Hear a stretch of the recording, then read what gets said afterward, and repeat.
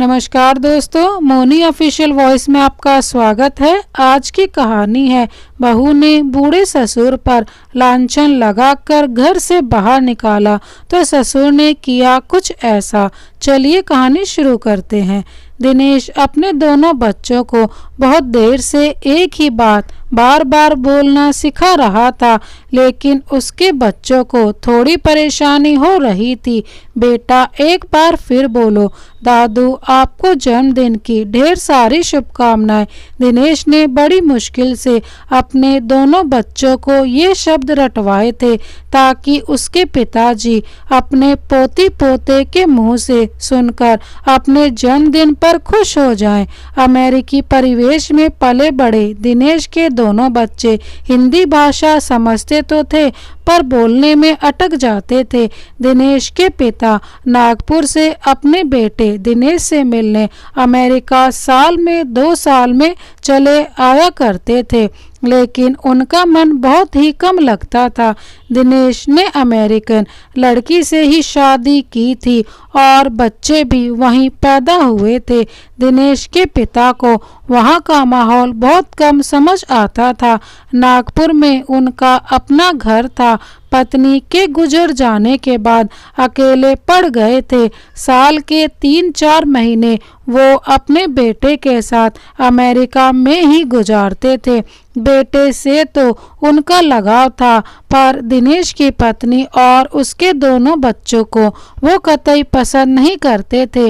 उनके पहनावे, उनका रहन सहन दिनेश के पिता को रास नहीं आता था। बेटे का मोह उन्हें अमेरिका आने पर मजबूर कर देता था। दिनेश ने अपने पिता के जन्मदिन की पूरी तैयारी कर रखी थी। दिनेश की बेटी जिया और बेटा साहिर भी बहुत खुश थे। दिनेश की पत्नी भी अपने ससुर को खुश रखने के बहुत जतन करती रहती थी, पर मुश्किल इतनी ही सी थी कि दिनेश के पिता को अपनी बहू की कोई बात भी अच्छी नहीं लगती थी। जैसे ही दिनेश और उसके परिवार ने जन्मदिन की शुभकामनाएं दी और बड़े से बर्थडे केक को काटने के लिए उनसे आग्रह करते हुए चाकू आगे बढ़ाया, वैसे ही दिनेश के पिता भड़क उठे। उम्र को घटाने के तरीके मुझे न बतलाओ, मैं इन सब पर विश्वास नहीं करता। इस केक को मेरे सामने से हटाओ और अपने कमरे में ले जाकर तुम चारों मिलकर काट लो और खा लो। मुझे ये चोंचलेबाजी तनिक भी पसंद नहीं। मैं इन सब बातों पर यकीन नहीं करता। मैं जैसा हूँ वैसा ही रहना चाहता हूँ और खुद को वैसा ही दिखलाता हूँ। दिनेश और उसके परिवार को उनका ये व्यवहार तनिक भी पसंद नहीं आया। 13 साल की जिया ने अपने दादू की तरफ देखते हुए कहा, व्हाट हैपन? क्या हुआ दादू? साहिर जिया से 2 साल बड़ा था। अपने दादू के करीब जाकर केक की क्रीम उनके गालों पर लगा दी। दिनेश के पिता ने अपने पोते की इस हरकत पर उसको बहुत भला बुरा सुना दिया। अपने बच्चों के साथ दिनेश अपने कमरे में चला गया। दिनेश की पत्नी ने अजीब सा मुंह बनाया और दिनेश के पीछे पीछे चली गई। अपने पिता के इस व्यवहार से दिनेश दुखी तो था, पर बच्चों को समझाया कि पापा ने ये सब कभी नहीं देखा और ना ही कभी किया है, इसलिए उनको ये पसंद नहीं। पर डैड, दादू अपसेट क्यों हो गया? जिया ने साहिर से सवाल किया। दिनेश ने जिया से कहा, वो अपसेट नहीं है।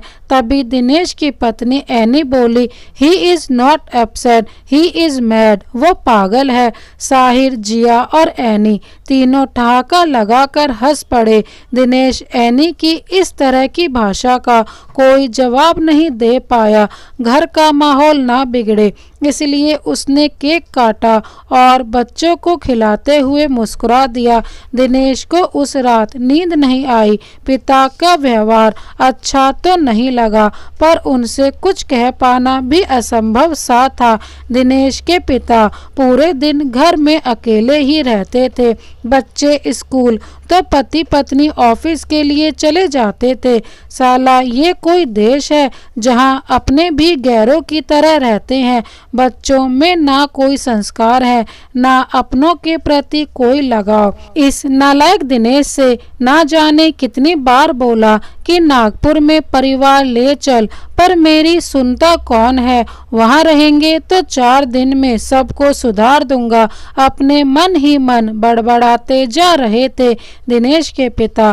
तभी दरवाजे पर घंटी बजी तो देखा घर की साफ सफाई और खाना बनाने वाली मेड खड़ी थी। वो एक भारतीय महिला थी, काफी दिनों से अमेरिका में ही रहती थी। उसका बेटा पुणे से उसको लेकर आया था, पर बेटे का लंबी बीमारी के बाद देहांत हो गया था। बहू अमेरिकन थी, उसने दूसरी शादी कर ली तो पति की माँ को घर से निकाल दिया था। अपना गुजारा करने के लिए वहां रह रहे भारतीयों के यहाँ साफ सफाई और खाना बनाने का काम करती थी। दिनेश के घर में वो 2 साल से काम करती थी। जब वो दिनेश के घर काम करने आती तो उस बीच में दिनेश के पिता का समय अच्छी तरह पार हो जाता था। उर्मिला, तुम अपने बेटे के मरने के बाद भारत वापस क्यों नहीं गई? दिनेश के पिता ने काम करने वाली उर्मिला से पूछा। नहीं साहब, मैं वापस जाकर भी क्या करती। पुणे की जितनी जमीन जायदाद थी, बेटा सब कुछ बेचकर मुझे अपने साथ ले आया था। अकेला ही बेटा था साहब, वही मेरे जीवन का सहारा था। अगर वही चली भी जाती तो कहाँ रहती और क्या करती। मेरा बेटा दिनेश का अच्छा दोस्त था तो वो मुझे अपने घर ले आया। लेकिन साहब, मैं किसी पर बोझ नहीं बनना चाहती थी, इसलिए ये काम करने लगी। मैं अच्छा पैसा कमाती हूँ इधर। दिनेश के ऑफिस में जितने भी भारतीय हैं, मैं सबके घर यही काम करती हूँ। मेरा बेटा भी दिनेश के ही ऑफिस में काम करता था। बीच बीच में अपने पल्लू से अपनी नम आंखों को पोंछ लेती। दिनेश के पिता उसकी कहानी सुनकर घबरा जाते थे और अपने आप से कहते कि मैं जीवन भर अपनी जमीन जायदाद नहीं बेचने वाला। मुझे अब समझ में आया कि दिनेश क्यों कहता है कि सब कुछ बेचकर हमेशा के लिए यहीं आ जाओ। उर्मिला काम में व्यस्त हो गई और दिनेश के पिता अपने ही डेली के दिमाग घुमाते रहते हैं। उर्मिला ने डाइनिंग टेबल पर लंच बना के आवाज लगाई। साहब आइए, खाना बन गया है। आपको कड़ी बहुत पसंद है ना? मैंने आज वही बनाई है। जिया और साहिर भी आने ही वाले थे, लेकिन दिनेश के पिता कभी उनके साथ लंच और डिनर नहीं करते थे, इसलिए उर्मिला की आवाज़ सुनकर वो डाइनिंग टेबल पर लगे भोजन को एक प्लेट में लगाकर खाने लगे। हेलो दादू, हाउ आर यू? साहिल और जिया ने एक साथ अपने दादू से कहा, पर दिनेश के पिता ने उनकी इस बात का जवाब नहीं दिया। दोनों बच्चों ने कंधा उचकाया और अपने अपने कमरे में चले गए। उर्मिला दोनों बच्चों से कहा, लंच रेडी है, जल्दी से चेंज करके आ जाओ। दिनेश के पिता ने उर्मिला से कहा, मेरा चश्मा नहीं मिल रहा है, जरा देखो कहाँ रख दिया मैंने। उर्मिला ने कहा, वो तो मैंने जिया के कमरे में देखा था। दिनेश के पिता खाना खाकर जिया के कमरे की तरफ गए और दरवाजा खोलकर जैसे ही 2 कदम बढ़ाए, वैसे ही जिया उन पर चीख पड़ी, how dare you without knocking you enter my room? बिना दस्तक दिए तुम्हारी हिम्मत कैसे हुई मेरे कमरे में प्रवेश करने की? आउटसाइड, बाहर निकलो, देखते नहीं मैं कपड़े बदल रही हूँ। दादू, आपको इतनी भी तमीज नहीं कि किसी के कमरे में घुसने से पहले दरवाजा खटखटाते हैं। जिया कपड़े तो पहले ही बदल चुकी थी, न जाने किस बात का गुस्सा उन पर उतार रही थी। दिनेश के पिता अपनी पोती की इस हरकत से सख्ते में आ गए। निरंतर मौन हो गए, अवाक रह गए कि ये मैं क्या सुन रहा हूँ। जिया इतनी तेज चीखी थी कि उर्मिला और साहिल भी जिया के कमरे में आ गए। दिनेश के पिता की आंखों में आंसू आ गए और वो डगमगाते कदमों से जिया के कमरे से निकल आए। उर्मिला ने उनका चश्मा जिया के कमरे से उठाया और दिनेश के पिता को दे दिया। अरे रोते क्यों हो साहब, ये अमेरिका है, कोई हमारा भारत नहीं। यहाँ कौन कब और क्या कह दे कोई भरोसा नहीं। आप परेशान ना होइए, कोई ऐसी बात नहीं है। वो अभी स्कूल से आई है, थक गई होगी इसलिए ऐसा मुंह से निकल गया। अब मैं चलती हूँ, आप आराम करिए। ठहरो उर्मिला, दिनेश के पिता ने उर्मिला को रोकते हुए कहा। दिनेश के पिता ने अपने सूटकेस में अपना सामान रखा और उर्मिला से कहा, अब चलो, मैं इस घर में एक पल भी नहीं रह सकता। लेकिन साहब, अभी आप कहाँ जाएंगे? उर्मिला ने दिनेश के पिता की तरफ देखते हुए कहा। जिया और साहिल भी वहीं खड़े थे। जहन्नुम में चला जाऊंगा पर यहाँ नहीं रह सकता, दिनेश के पिता ने उदास होते हुए कहा। लेकिन साहब, दिनेश और उसकी पत्नी को तो आने दीजिए। उर्मिला ने फिर से दिनेश के पिता से कहा, तुम बैग उठाती हो या नहीं, या मैं ही उठा लूं? अरे इतने बड़े शहर में कोई तो होटल होगा, वहीं रुक लूंगा और 2-4 दिन में नागपुर चला जाऊंगा।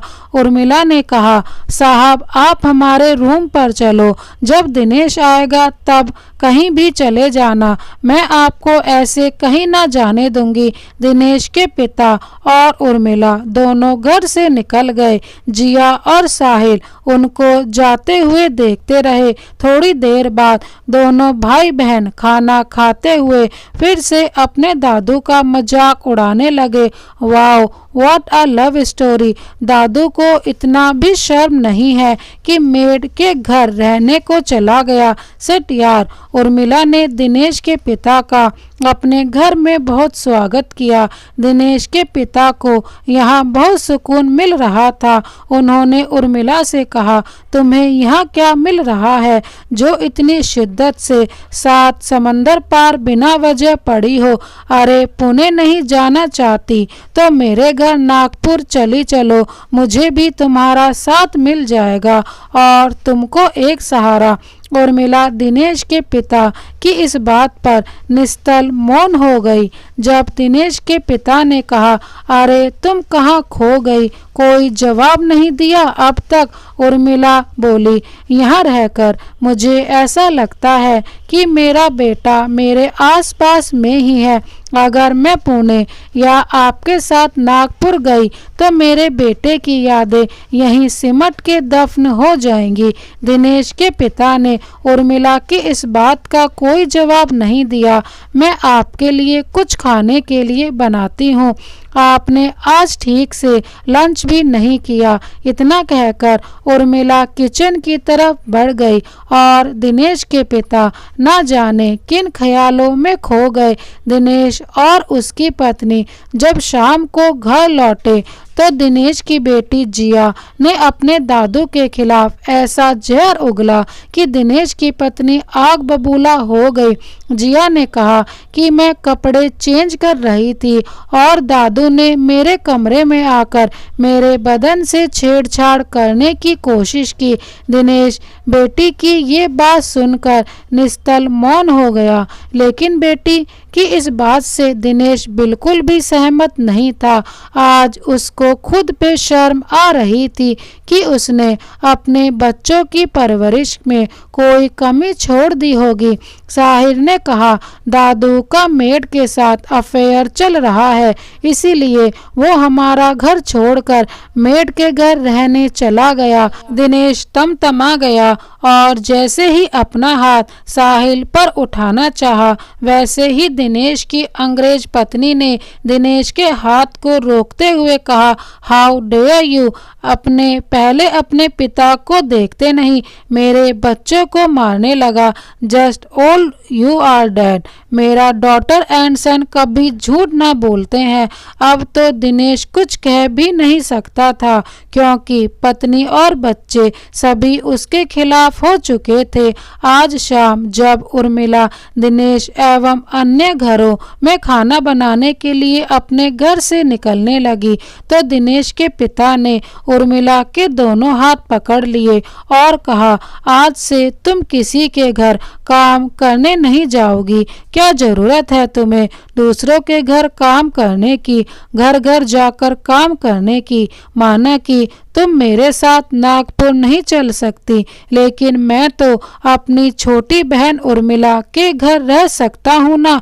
उर्मिला अवाक सी रह गई और उसकी आंखों में आंसू छलक आए। उर्मिला ने रोते हुए कहा, दिनेश के पिता से कहा, मेरे तो कोई भाई नहीं था, पर ईश्वर ने 7 समुंदर पार बसाकर मुझे बड़ा भाई भी दे दिया। इतना कहकर उर्मिला अपने भाई के गले लगकर रोने लगी। तभी दिनेश वहां आ गया। अपने पिता के बाहों में उर्मिला को देखकर वो बिना सच जाने ही वहां से चला गया। दिनेश को कुछ समझ नहीं आया कि पापा ऐसा क्यों कर रहे हैं। बच्चे जो कह रहे हैं क्या उसे मैं गलत समझूं या फिर अभी जो मैंने अपनी आंखों से देखा उसे सही मानूं। पूरा दिन गुजर गया। उर्मिला आज घर से बाहर ही नहीं निकली। दिनेश के पिता नहीं चाहते थे कि उर्मिला किसी के घर काम करने जाए। उर्मिला ने कहा भी कम से कम दिनेश के घर तो खाना बना दूं, वरना बच्चे भूखे रहेंगे या फिर वो अंग्रेजन कुछ भी बाहर से ऑर्डर कर देगी। मरने दो भूखे सबको, अकल ठिकाने लग जाएगी। अभी दोनों लोग बात ही कर रहे थे कि उर्मिला का मोबाइल बजने लगा। उसने स्क्रीन पर देखा तो दिनेश फोन कर रहा था। हाँ दिनेश बेटा, कैसे हो तुम? उर्मिला ने दिनेश से पूछा। मैं तो ठीक हूँ आंटी, लेकिन आप जो कर रहे हो इस उम्र में वो ठीक नहीं है। उर्मिला ने मोबाइल का स्पीकर ऑन कर दिया। दिनेश बेटा, मैं कुछ समझी नहीं, तुम क्या कहना चाहते हो? आप इतनी भी बेवकूफ़ नहीं हैं आंटी कि मेरी बात आपको समझ नहीं आ रही। आज जब मैं पापा को लेने आपके घर गया, मैंने खुद अपनी आंखों से देखा कि आप पापा के गले पड़ी हुई थी। दिनेश की बातों को सुनकर उर्मिला चौंक जाती है और उर्मिला की आंखों से निरंतर आंसू बहते रहते हैं। दिनेश के पिता उर्मिला के हाथ से मोबाइल ले लेते हैं और दिनेश पर बिफरने लगते हैं। क्या बक रहा है? बोल, मैं तेरा बाप बोल रहा हूँ। साले नालायक अंग्रेजन बीवी के गुलाम, तुझे यही संस्कार दिए थे मैंने कि तू इस बुढ़ापे में मुझ पर, उर्मिला बहन पर शक कर रहा है। जरा खुद के परिवार को तो देख क्या हो रहा है तेरी फैमिली में। तेरे बच्चे उम्र में तो बच्चे ही हैं, पर उनकी हरकतें देखी हैं तूने? अरे अमेरिका क्या रहने लग गया? तू अपने सारे संस्कार ही भूल गया। मैंने तुझे यही संस्कार दिए थे। तुझ जैसे मूर्ख इंसान से मुझे यही उम्मीद थी। तेरे घर रहने से तो अच्छा है मैं उर्मिला बहन के घर रह लूँगा। आज के बाद कभी उर्मिला बहन पर उंगली उठाई तो दिनेश अपने पिता की बातें सुनकर कुछ जवाब नहीं दे पाया और फोन काट दिया। दिनेश की आंख खुल गई। अभी तक वो अपने पिता के बारे में गलत सोच रहा था, लेकिन अब उसके कानों में पिता के वो शब्द उर्मिला बहन ही गूंज रहा था। दिनेश अपने घर बीवी बच्चों के होते हुए भी अकेला महसूस कर रहा था। दोनों बच्चे अपनी माँ के मुताबिक ही चलते थे। डैडी, मुझे भूख लगी है, क्या आज हमारी मेड नहीं आएगी? दिनेश के बेटे साहिल ने अपने पिता से पूछा। दिनेश ने कहा, no, she on leave today. तब तक दिनेश की बेटी भी आ गई और किचन में जाकर खाना तलाशने लगी। उसने जब देखा कि सभी बर्तन खाली हैं तो उसका गुस्सा 7वें आसमान पर पहुंच गया। सिट यार, where is Ahilya? What the hell? अभी तक वो खाना पकाने नहीं आया? डैडी उस मेड अभी अपना घर में नहीं बुलाने का। उसने दादू को भी अपने चक्कर में फंसा लिया। देखो अभी तक डिनर रेडी नहीं है, मुझे बहुत तेज भूख लगा है। भूख लगा है तो जाकर आग भर ले मुंह में। तभी दिनेश की पत्नी अपने कमरे से बाहर आ गई। उसको देखते ही दिनेश की जुबान बंद हो गई। दिनेश की पत्नी ने कहा, तुम्हारा पिता बहुत घटिया इंसान है। उस जैसे घटिया इंसान को मेरे घर में अब दोबारा नहीं आने दूंगी। नौकरानी को लेकर इधर से भाग गया। तुम इंडियन, सब ऐसा ही होता है। जैसे ही दिनेश ने अपनी पत्नी की बात सुनी तो वो आग बबूला हो गया। जस्ट शट अप, मेरा फादर है वो, उनके लिए रिस्पेक्ट से बात करो वरना बहुत बुरा हो जाएगा। दिनेश की पत्नी बोली, यू शट अप, अगर तुमको भी अपना डैडी का साथ यूं जाना है तो जाओ, मेरा बच्चों से कायदे से बात करो। पत्नी की कड़क आवाज ने एक बार फिर से दिनेश की जुबान पर ताला लगा दिया। दिनेश दो राहे पर खड़ा था। एक तरफ भारतीय पिता के संस्कार से बंधा, दूसरी तरफ विदेशी पत्नी और अपने बच्चे। समझ नहीं पा रहा था कि वो क्या करे। पापा की वजह से मेरी गृहस्थी टूट रही है तो कभी सोचता पत्नी की वजह से पापा मुझसे दूर हो रहे हैं। किसी तरह से उसने पत्नी और बच्चों को समझा लिया और पापा को अपने घर लाने की बात भी कर ली। दिनेश की पत्नी ने कहा, देखो अगर तुम्हारा डैडी इधर रहने को मांगता है तो उर्मिला उधर नहीं रहेगी, वो लंच और डिनर बना के अपना घर जाएगा। दिनेश ने कहा, भला उर्मिला आंटी यहाँ क्यों रहेंगी? उनका अपना घर नहीं है क्या? जैसे वह पहले इधर आती थी वैसे ही अब भी काम करने ही आएंगी। तभी दिनेश की बेटी बोली, मम्मी वो ओल्ड मैन को उधर ही रहने दो, वो मुझे भी पसंद नहीं, उसका ऑयज आँख मुझे अच्छा नहीं लगता। उस दिन वो मेरा रूम में नॉक नहीं किया और अंदर घुस आया। मैं कपड़ा बदल रहा था। डैडी को अगर उनको रखना है तो मुझे बोर्डिंग में भेज दो। 13 साल की दिनेश की बेटी से दिनेश को ये उम्मीद नहीं थी कि वो अपने दादा के लिए इस तरह बात करेगी। दिनेश ने अपनी बेटी से कहा, ही इज़ माई फादर, जैसे मैं तुम्हारा पिता हूँ वैसे ही वो भी मेरे पापा हैं। दिनेश ने किसी तरह से बेटी को भी समझा लिया और चारों लोग उर्मिला के घर पहुंच गए। उर्मिला दिनेश के पिता के सिर की मालिश कर रही थी। दरवाजे की तरफ पीठ थी और दिनेश के पिता की कुर्सी का मुंह भी दरवाजे की तरफ पीठ करके खड़ी थी जिस पर वो बैठे थे। उर्मिला कुर्सी के पीछे खड़ी थी और दिनेश के पिता के हाथ में तेल की कटोरी थी। उर्मिला तेल की कटोरी से अपने हाथ में तेल लेने के लिए दिनेश के पिता की तरफ झुकी। वैसे ही दिनेश, उसकी पत्नी और दोनों बच्चे कमरे में घुसने लगे। तभी दिनेश की बेटी ने कहा, hello Urmila aunty, how your lovely story going on? Urmila हक्की बक्की रह गई। Are you mad? उर्मिला ने दिनेश की बेटी की तरफ देखते हुए कहा। उर्मिला कई सालों से अमेरिका में रह रही थी, इसलिए अमेरिकन इंग्लिश ठीक ठाक बोल लेती थी। दिनेश की पत्नी ने उर्मिला को घूरते हुए कहा, मेरी बेटी ठीक तो बोल रही है, तुमको नहीं पता कि तुम्हारे लव स्टोरी के चल रहा है इस ओल्ड मैन के साथ। उर्मिला ने पास में रखे तौलिए से अपने हाथ पहुंचे और 4 कदम पीछे हटकर सुबकने लगी। दिनेश अपने पिता कुर्सी से उठे और एक जोरदार चांटा अपनी पोती के गाल पर लगा दिया। दिनेश की पत्नी ने जब देखा कि वो दोबारा उसकी बेटी की ओर हाथ उठाने जा रहे हैं तो उसने दिनेश के पिता को जोरदार धक्का मार दिया। दिनेश के पिता कुर्सी से टकराए। धक्का इतनी तेज था कि बूढ़ा शरीर सीधे जमीन में गिर गया। दिनेश के पिता का सिर फट गया था।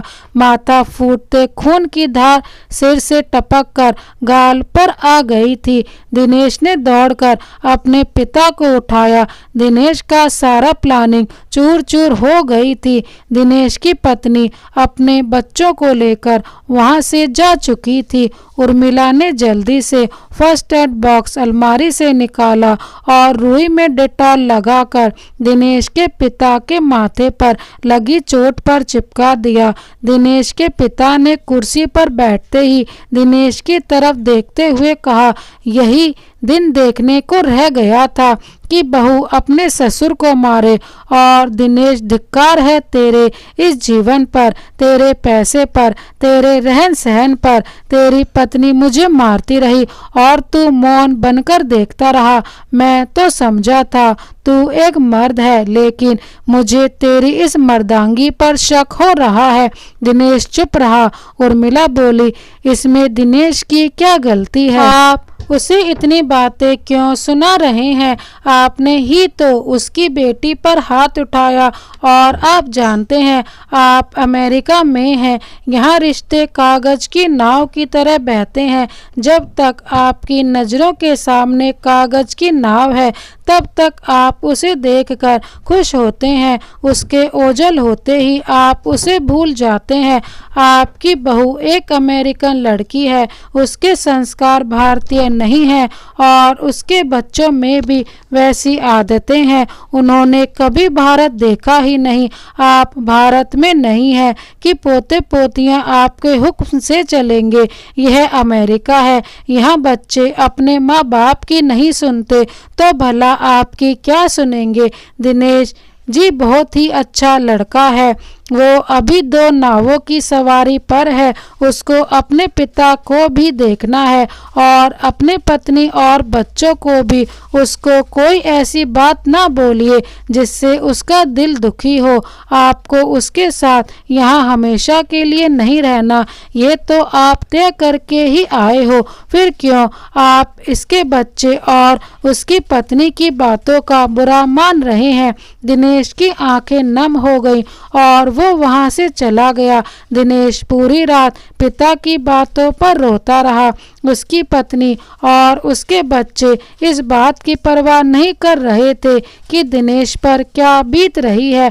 उर्मिला के काफी समझाने के बाद भी दिनेश के पिता पर कोई असर नहीं हुआ। उनके अड़ियल स्वभाव की वजह से उनकी आज तक किसी से पटती नहीं खाती थी। दिनेश की माँ ही थी जो उनको समझती थी, वरना हर कोई उनसे दूर ही रहना चाहता था। आज उर्मिला ने सोचा शायद कहीं ये कड़वाहट मेरी वजह से तो नहीं पनप रही। उर्मिला ने दिनेश के पिता से कहा, कल जो कुछ भी हुआ कहीं उसकी वजह मैं तो नहीं, क्योंकि दिनेश की बेटी उम्र में जरूर छोटी है लेकिन उसके ख्यालात किसी ओल्ड महिला जैसे ही हैं। कल उसने जो कुछ भी मेरे और आपके बारे में कहा वो उसने अपने हिसाब से कहा। हम साथ साथ रहते हैं, हमारे और आपके बीच क्या रिश्ता है ये हम ही जानते हैं। और हाँ, यहाँ के लोगों का भी कोई फर्क नहीं पड़ता कि हम कौन हैं और किस रिश्ते के साथ एक दूसरे के साथ रहते हैं, लेकिन हमारी भारतीय संस्कृति इस बात को बिल्कुल इजाज़त नहीं देती और जिस जगह हम रहते हैं वहाँ अधिकतर लोग भारतीय ही हैं। मैं चाहती हूँ मेरी वजह से आपको कोई कुछ ना कहे और साथ ही साथ ये भी चाहती हूँ कि मुझे भी वहाँ का भारतीय समाज आपकी वजह से बुरा भला ना कहे। इतनी बात कहने में उर्मिला के दिल पर क्या गुजरी होगी ये वही जानती है। वो आज तक दिनेश के पिता में एक भाई ही देखती थी। दिनेश के पिता का मन तो बहुत दुखी हुआ पर वो उर्मिला की बात से सहमत थे। तुम ठीक कहती हो उर्मिला, तुमको समाज का डर है और मुझे तुम्हारा डर है कि मेरी वजह से तुम क्यों परेशान रहो। मैं तुम्हारा हर इशारा समझ गया। मैं आज ही तुम्हारा घर छोड़कर चला जाऊंगा। हो सकता है मैं ही गलत हूँ। मेरी पत्नी ही मुझे जब तक जिंदा थी तब तक समझती थी, बाकी किसी ने मेरी भावनाओं को नहीं समझा। मैं खुद को ईमानदार समझता हूँ और सच भी यही है कि मैं ईमानदार हूँ। उर्मिला रो पड़ी। भैया आप कैसी बातें कर रहे हैं? मैंने कब कहा कि आप ये घर छोड़कर जाओ? मैं तो ये कह रही हूँ यहाँ का माहौल देखते हुए अपने बेटे के घर रहो। आप समझदार हैं और सच्चे भी। जो समझदार और सच्चे होते हैं उनको समझौता करना भी आता है। आज नहीं तो कल वो आपको अच्छे लगने लगेंगे। दिनेश आपका अपना खून है, आपका इकलौता बेटा है। दिनेश अगर आप उसको इस तरह से उससे अपने को दूर रखोगे तो आपकी पत्नी जो कि ऊपर वाले के घर में है वो क्या सोचेगी? वो माँ है, उसका कलेजा ही छलनी हो जाएगा। अगर वो जिंदा होती तो क्या वो अपने बेटे से दूर रह पाती? मैं आपसे विनती करती हूँ कि दिनेश को अपना लीजिए। वो बहुत ही शरीफ और समझदार बच्चा है। दिनेश के पिता रात भर जागते रहे। अपने बेटे की मजबूरी को भी वो भली भांति जानते थे। उर्मिला की बातें और अपनी पोती की बातों का तीखापन उनके दिमाग में घुस गया था। सुबह के 4 बजे थे। दिनेश के पिता ने अपने कपड़े एक बैग में रखे और उर्मिला को सोती हुई छोड़कर घर से निकल गए। बाहर आकर उन्होंने एक टैक्सी करी और एक होटल में जाकर रुक गए। रात भर जागे थे तो उनको नींद आ गई। सुबह जब उर्मिला सोकर उठी तो दिनेश के पिता घर में नहीं थे। उर्मिला ने सोचा शायद वो मॉर्निंग वॉक पर गए होंगे। 9 बजे तक जब वो नहीं लौटे तो उर्मिला उनके कमरे में गई। दिनेश के पिता का बैग वहाँ नहीं था और ना ही उनका कुछ सामान। उर्मिला घबरा गई। उसने दिनेश को फोन किया कि तुम्हारे पिताजी पता नहीं किधर निकल गए, उनका कोई पता नहीं है। दिनेश ने जब यह बात सुनी तो तुरंत उर्मिला के घर की तरफ आ गया। उसकी पत्नी और बच्चे अभी तक सो ही रहे थे। आंटी, जब पापा जी गए तो आप कहाँ थी और वो कितने बजे गए हैं? दिनेश ने एक ही साथ कई सवाल उर्मिला से कर दिए। उर्मिला ने बताया, मैं तो सो रही थी। बाद में मैंने सोचा वो मॉर्निंग वॉक पर गए होंगे, अभी लौट आएंगे, लेकिन 9 बजे तक जब वो नहीं लौटे तो मैंने तुमको फोन किया। दिनेश, मुझे बहुत घबराहट हो रही है।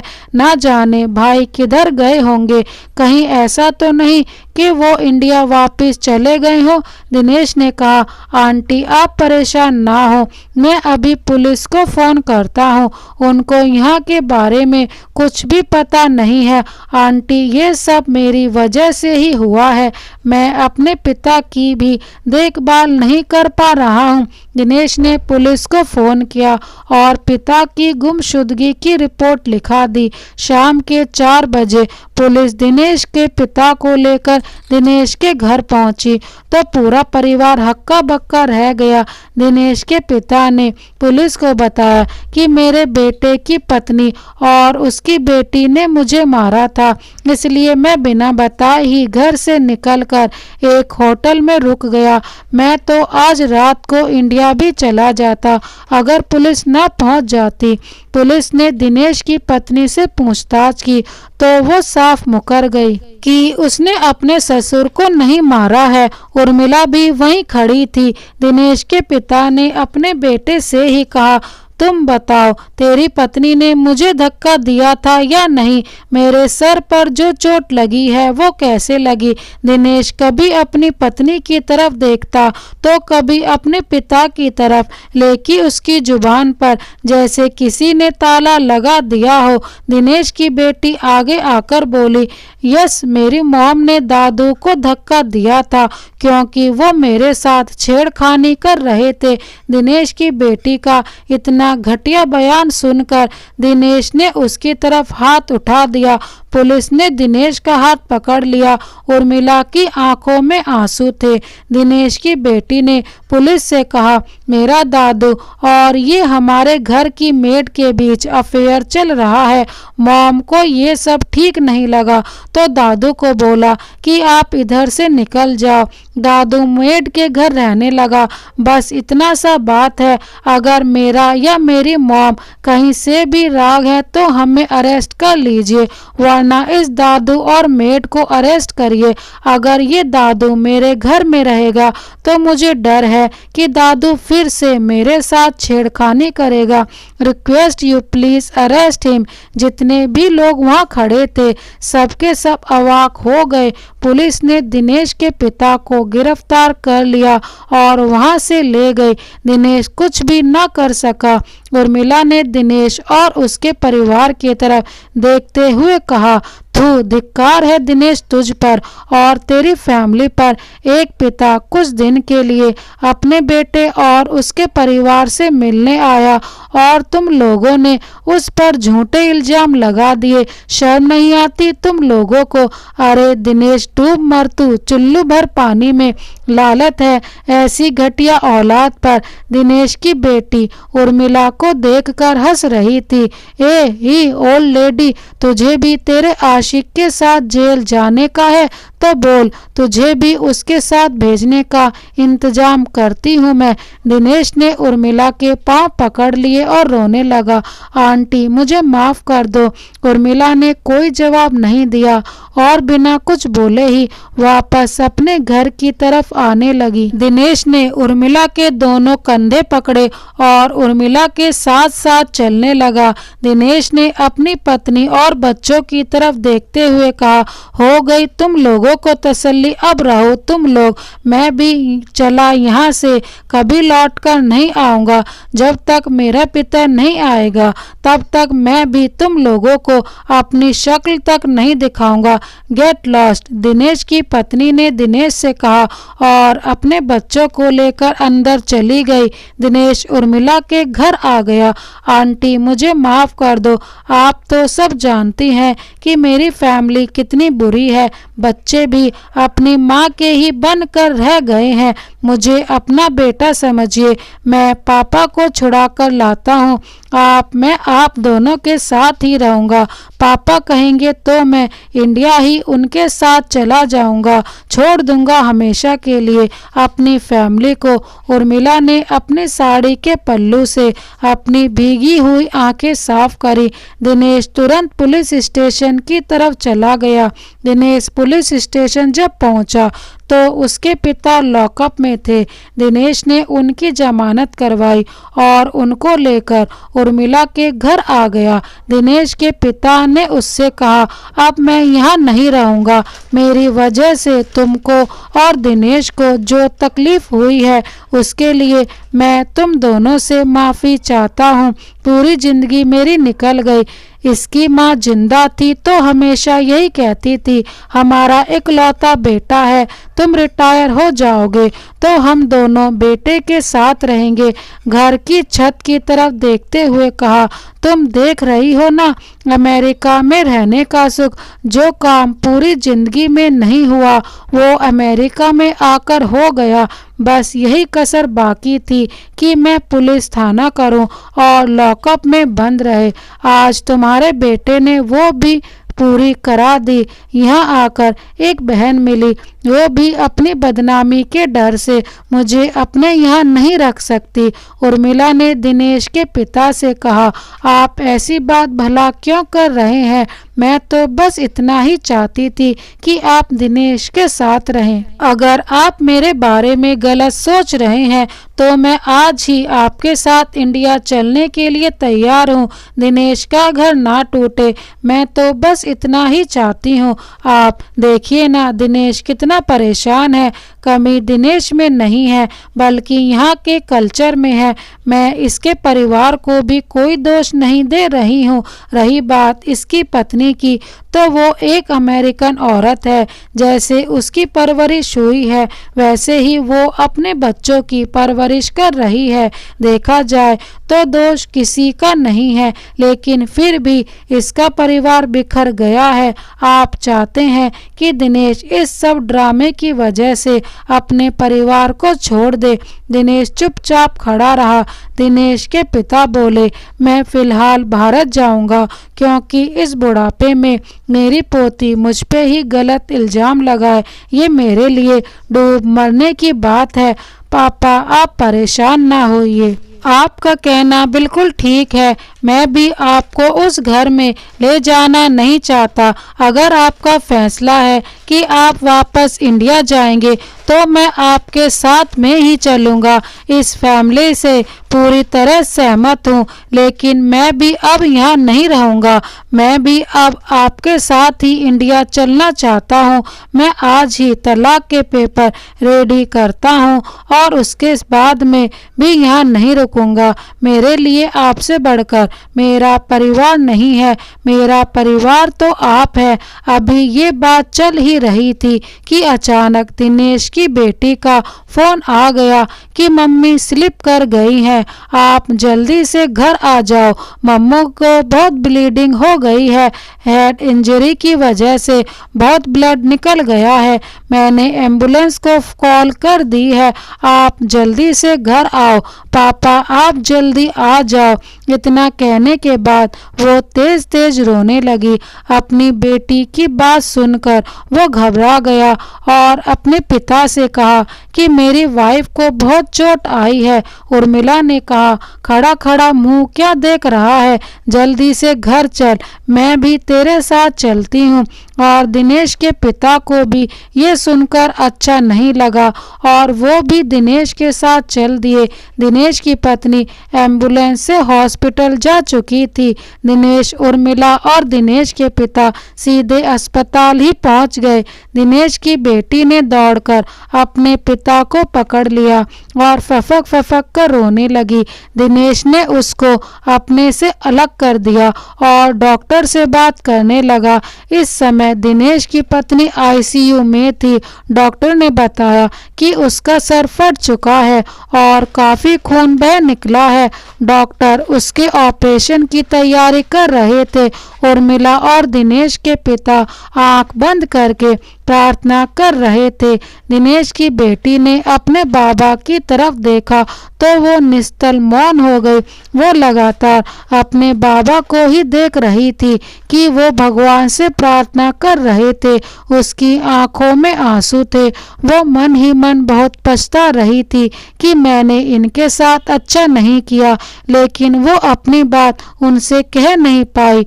वो उन्हीं के बगल में खड़ी कुर्सी पर बैठ गई और अपनी मम्मी के लिए भगवान से प्रार्थना करने लगी। दिनेश की पत्नी की हालत गंभीर थी। गहरी चोट के साथ साथ उनकी रीढ़ की हड्डी भी टूट गई थी।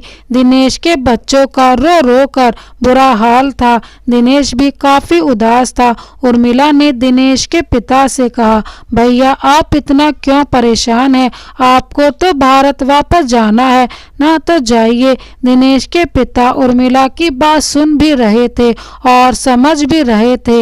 वो अपने बेटे के पास गए जो अपने बच्चों को ढांढस बंधा रहा था। दिनेश के पिता ने दिनेश के कंधे पर हाथ रखा और बोले, परेशान ना हो, तेरी पत्नी ठीक हो जाएगी। दिनेश खड़ा हो गया और बोला, पापा जी मुझे माफ कर दीजिए और भगवान से प्रार्थना करिए कि इन बच्चों के सिर पर इनकी माँ का साया बना रहे। पापा जी मैं मैं जानता हूँ ये बच्चे उस संस्कार से मरहूम है जो आपने मुझे दिए हैं। मैं वो संस्कार इनको नहीं दे पाया।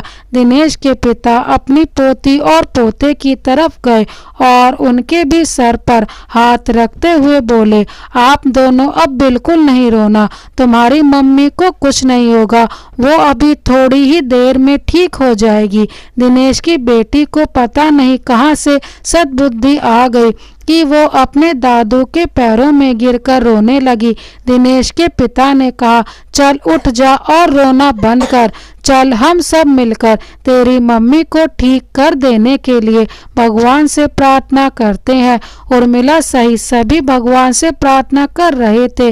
दिनेश चुपचाप खड़े होकर अपनी बेटी को देख रहा था। दिनेश सहित पूरा परिवार यही कामना कर रहा था कि किसी तरह से दिनेश की पत्नी ठीक हो जाए। दोनों बच्चे रो रो कर परेशान थे। दिनेश का बेटा अपने दादू से बोल रहा था, दादू pray for my mom.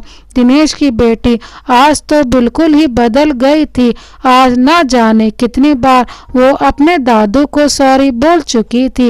Urmila बोली, अब माफ भी कर दो भाई इनको, ये तो मासूम है और आपके पोता पोती भी हैं। दिनेश के पिता ने दोनों बच्चों के सर पर हाथ रखा और फिर दोनों को गले से लगा लिया। तभी डॉक्टर ने दिनेश से कहा, 2 यूनिट खून चढ़ेगा इनको। उर्मिला बोली, हाँ आई एम रेडी, मैं दूंगी ब्लड। दिनेश के पिता बोले, मुझे भी देना है 1 यूनिट। उर्मिला ने और दिनेश के पिता ने रक्तदान किया। ऑपरेशन शुरू कर दिया गया था। सुबह के 4 बजे डॉक्टर बाहर निकला और दिनेश से कहा, she is okay now. Dinesh और उसके बच्चों ने राहत की सांस ली। दोनों बच्चों ने अपनी माँ को दूर से देखा तो दोनों की आंखें छलक आईं। दिनेश के पिता ने उर्मिला से कहा, तुम इन दोनों को घर लेकर जाओ, मैं और दिनेश यहीं हैं। दिनेश की बेटी ने अपने दादू से कहा, दादू हम आपके बिना घर वापस नहीं जाएंगे। दिनेश के पिता बोले, हम तुम्हारी मम्मी को साथ लेकर आते हैं। दिनेश की बेटी ने दादू से कहा, आपने मम्मी को ब्लड दिया उसके लिए मैनी मैनी थैंक्स, और उर्मिला आंटी आप भी मेरे को माफ कर दो। उर्मिला ने मन ही मन सोचा, ये कैसा जादू है, जो लड़की कल रात तक इतने घटिया इल्जाम लगा रही थी आज वो ही अपने दादू की इतनी सगी कैसे बन गई। वो ऊपर वाले से धन्यवाद कर रही थी। दिनेश के पिता उर्मिला के साथ बच्चों को घर ले गए। उर्मिला ने सबके लिए नाश्ता बनाया और आज दादू अपने दोनों बच्चों के साथ नाश्ता कर रहे थे। तभी अस्पताल से दिनेश का फोन आया कि उसकी पत्नी को होश आ गया है, थोड़ी कमजोरी है पर अब कल तक घर जा सकती है। दिनेश के पिता दोनों बच्चों को लेकर अस्पताल आ गए। उर्मिला भी साथ में थी। पूरा परिवार इस समय दिनेश की पत्नी को घेर कर खड़े थे। दिनेश की पत्नी को जैसे ही होश आया वो अपने बच्चों को पुकारने लगी। बच्चे दौड़कर अपनी माँ के गले लग गए। दिनेश की बेटी ने अपनी माँ के कान में कुछ ऐसा बताया कि दिनेश की पत्नी ने दोनों हाथ जोड़कर अपने ससुर को धन्यवाद बोला। उसके बाद उसने जो बोला उसको सुनकर पूरा परिवार निस्तल मौन हो गया।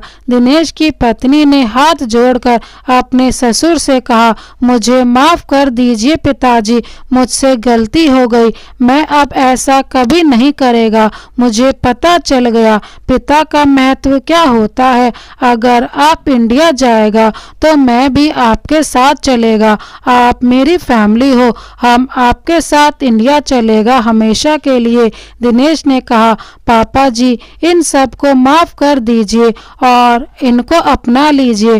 पूरा परिवार खुश था। 2 दिन के बाद दिनेश की पत्नी घर आ गई। उर्मिला भी दिनेश के घर ही रहने लगी और दिनेश के पिता भी अपने परिवार के साथ अमेरिका में खुशहाल जिंदगी बिताने लगे।